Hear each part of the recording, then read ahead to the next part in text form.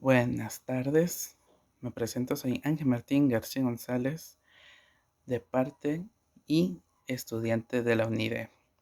Este es un trabajo de exposición y vengo a presentarles sobre los servidores públicos, responsabilidades y sus funciones, entre otras cosas que veremos en este video. Entonces, prepárense porque hoy verán todo lo que ellos hacen. Esta es la introducción hacia los servidores públicos.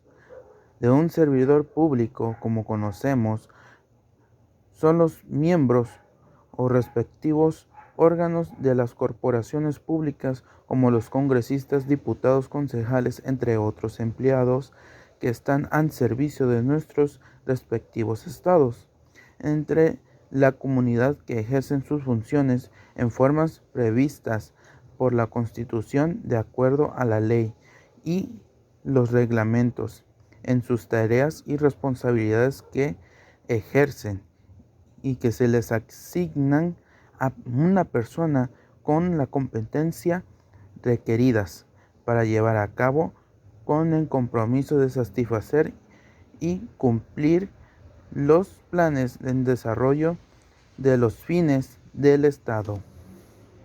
El siguiente punto a tratar, vamos a hablar sobre las responsabilidades de un servidor público. En la siguiente responsabilidad es política.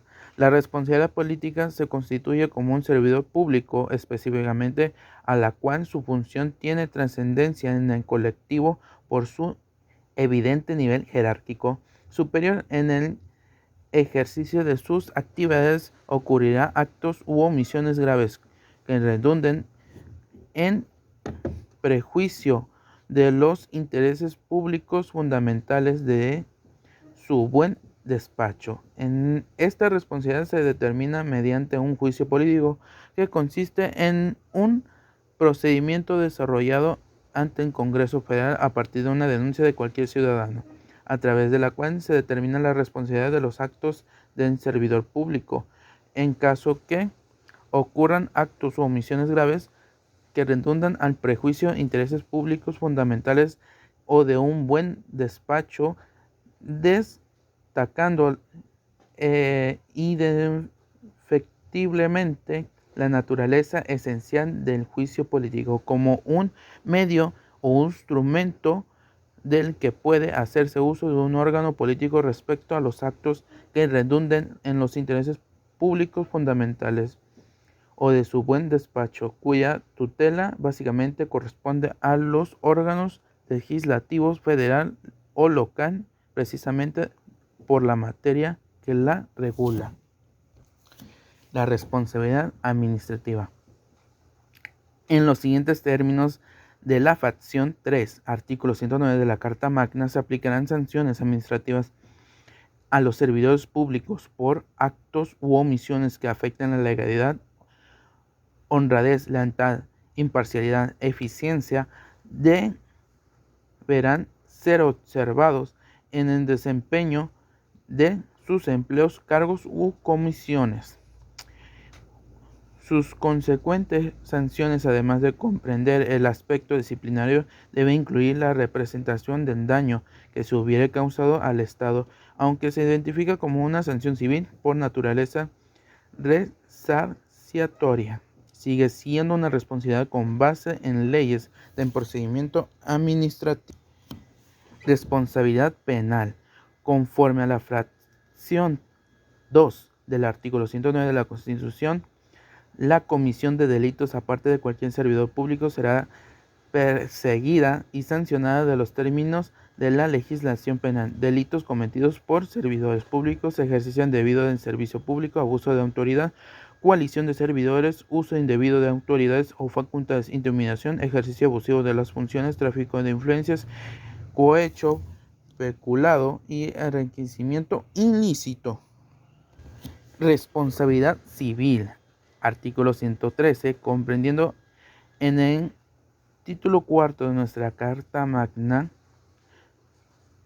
la que se actualiza cuando los servidores públicos con su actuación ilícita causen daños patrimoniales a particulares. Por los demás, el sistema descansa del principio de la autonomía, conforme a la cual para cada tipo de responsabilidad se instituyen órganos, procedimientos, supuestos, sanciones propias, aunque algunas coincidan desde el punto material, como ocurre tratándose de las sanciones económicas aplicables tanto a la responsabilidad política, administrativa o penal, así como a la habilitación prevista de dos primeras, de modo que el servidor público puede ser sujeto a varias responsabilidades, por lo mismo susceptible a ser sancionado de diferentes vías o distintas sanciones.